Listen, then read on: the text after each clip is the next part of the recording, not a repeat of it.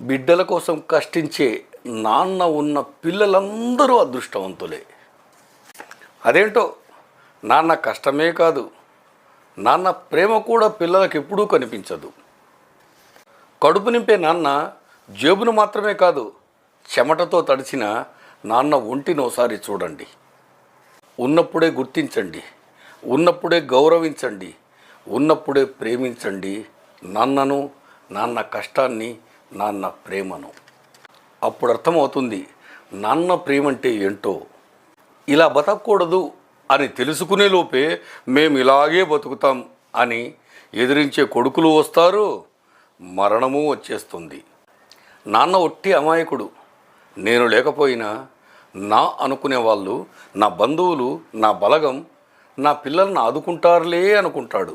నిజానికి బలగం బంధువులు అనుకున్న వాళ్ళే రాబందుల్లా పొడుస్తూ వెలేస్తారనే విషయం నాన్నకు తెలియదు పాపం.